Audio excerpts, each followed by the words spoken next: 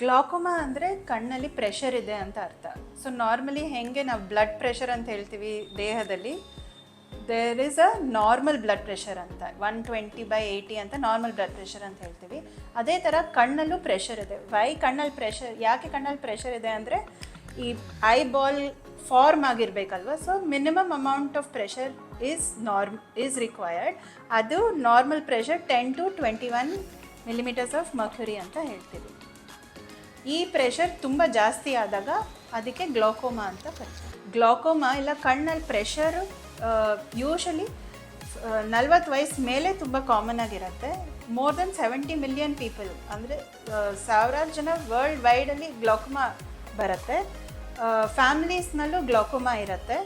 So ನಾವು 40 years ಆದಮೇಲೆ glaucoma screening ಅಂತ ಮಾಡ್ತೀವಿ. ಎಲ್ಲ ಪೇಷಂಟು 40 years ನಂತರ ಬಂದಾಗ ಅವ್ರಿಗೆ ಕಣ್ಣು ಪ್ರೆಷರ್ ಚೆಕ್ ಮಾಡೋದು ಉತ್ತಮ. ಗ್ಲಾಕೋಮಾನಲ್ಲಿ ಏನು ಸಿಮ್ಟಮ್ಸೇ ಇರೋದಿಲ್ಲ.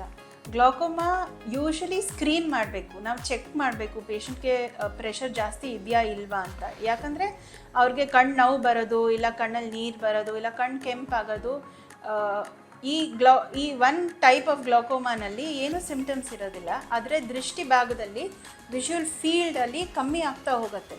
ಸೊ ಈ ವಿಷುವಲ್ ಫೀಲ್ಡ್ ಕಮ್ಮಿ ಆಗ್ತಾ ಹೋದಾಗ ಪೇಷಂಟ್ಗೆ ಅನುಭವ ಆಗಲ್ಲ. ಅವ್ರಿಗೆ ಸೈಡಲ್ಲಿ ಕಾಣಿಸ್ತಾ ಇಲ್ಲ, ರಸ್ತೆಯಲ್ಲಿ ನಡ್ಕೊಂಡು ಹೋಗಬೇಕಾದ್ರೆ ಟ್ರಾಫಿಕ್ ಲೆಫ್ಟ್ ಸೈಡಲ್ಲಿ ಏನಾದರೂ ಬರ್ತಾ ಇದೆಯಾ ಇಲ್ವಾ ಅಂತ ಅವ್ರಿಗೆ ಗೊತ್ತಾಗೋದಿಲ್ಲ.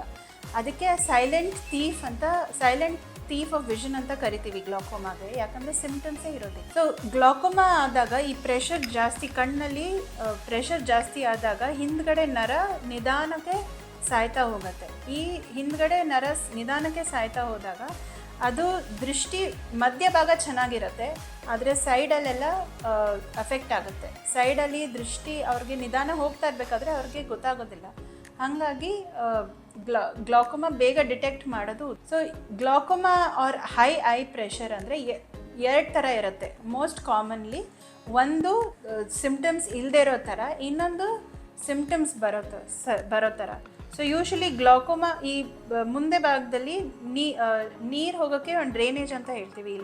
ಈ ಆ್ಯಂಗಲಲ್ಲಿ ಕಣ್ಣು ಒಳಗಡೆ ಇರೋ ಫ್ಲೂಯಿಡ್ ಡ್ರೈನ್ ಆಗ್ತಾ ಇರಬೇಕು. ಅಲ್ಲಿ ಜಾಗ ಸಾಲ್ತಾ ಇಲ್ಲ ಅಂದರೆ ಇಲ್ಲಿ ಪ್ರೆಷರ್ ಬಿಲ್ಡಪ್ ಆಗಿ ಜಾಸ್ತಿ ನೋವು ಬರುತ್ತೆ, ರೆಡ್ನೆಸ್ ಬರುತ್ತೆ. That is more easily detected. ಅದು ಬೇಗ ಡಿಟೆಕ್ಟ್ ಮಾಡ್ಬೋದು. ಆದರೆ when the glaucoma has no particular cause, pressure fluid is building up, fluid ಜಾಸ್ತಿ ಬಿಲ್ಡಪ್ ಆಗ್ತಾ ಇದೆ, ಪ್ರೆಷರ್ ಜಾಸ್ತಿ ಆಗ್ತಾ ಇರುತ್ತೆ. ಬಟ್ ಅದು ಸ್ಲೋ ಆದಾಗ ಸಿಮ್ಟಮ್ಸ್ ಇರೋದಿಲ್ಲ, ಬಟ್ ಹಿಂದ್ಗಡೆ ನರ ಡ್ಯಾಮೇಜ್ ಕಂಟಿನ್ಯೂ ಆಗ್ತಾ ಇರುತ್ತೆ. ಗ್ಲಾಕೋಮಾ ಬ್ಲಡ್ ಪ್ರೆಷರ್ ಥರ. ಸೊ ಗ್ಲಾಕೋಮಾ ಕಂಟ್ರೋಲ್ ಮಾಡ್ಕೋಬೇಕು, ಅದಕ್ಕೆ ಪರ್ಮನೆಂಟ್ ಕ್ಯೂರ್ ಅಂತ ಇರೋದಿಲ್ಲ. Glaucoma needs long term treatment. ನಾವು ಆಗಾಗ ಪುನಃ ಚೆಕ್ ಮಾಡಬೇಕು. ನಮಗೆ ಗ್ಲಾಕೋಮಾ ಡಯಾಗ್ನೋಸ್ ಆಗಿದೆ ಅಂದರೆ ನಾವು ಫಸ್ಟು ಡ್ರಾಪ್ಸ್ ಶುರು ಮಾಡ್ತಾರೆ ಯೂಶಲಿ. ಆ ಡ್ರಾಪ್ಸ್ ಶುರು ಮಾಡಿದ ನಂತರ ಒಂದು ವಾರ ನಂತರ, 1 ತಿಂಗಳ ನಂತರ ಕಂಟ್ರೋಲಿಗೆ ಬಂದಿದೆಯಾ ಇಲ್ವಾ ಅಂತ ಚೆಕ್ ಮಾಡ್ಕೋಬೇಕು. ಚೆಕ್ ಮಾಡ್ಕೊಂಡ್ಮೇಲೆ ಯೂಶಲಿ ಒನ್ಸ್ ಇನ್ 4 months ಆ ಥರ ಫ್ರೀಕ್ವೆಂಟಾಗಿ ಡಾಕ್ಟರ್ ಹತ್ರ ಹೋಗಿ ಕಣ್ಣು ಪ್ರೆಷರ್ ಚೆಕ್ ಮಾಡಿಸ್ಕೋಬೇಕು. ಒಂದ್ಸಲಿ ಅದು ಕಂಟ್ರೋಲ್ ಬಂದಮೇಲೆ ಯೂಶಲಿ ಅದು ಡಿಪೆಂಡಿಂಗ್ ಆನ್ ಎಷ್ಟು ರಿಕ್ವೈರ್ಮೆಂಟ್ ಇರುತ್ತೆ ಡಾಕ್ಟರ್ ಹೇಳ್ದಂಗೆ ಫಾಲೋ ಅಪ್ ಮಾಡಿದ್ರೆ ಆ ಡಿಸೀಸ್ನ ಕಂಟ್ರೋಲ್ ಮಾಡಿಕೊಂಡ್ರೆ ಡ್ಯಾಮೇಜ್ ಕಮ್ಮಿ ಆಗುತ್ತೆ. ಏನು ಡ್ಯಾಮೇಜ್ ಆಗಿಬಿಟ್ಟಿದೆಯೋ ಅದನ್ನು ವಾಪಸ್ ಪಡೆಯೋಕ್ಕಾಗೋದಿಲ್ಲ. ಆದರೆ ಫರ್ದರ್ ಡ್ಯಾಮೇಜ್ ಪ್ರಿವೆಂಟ್ ಮಾಡೋದಕ್ಕೆ ರೆಗ್ಯುಲರ್ ಫಾಲೋ ಅಪ್ ಮಾಡ್ತಾ ಇರಬೇಕು. Thank you.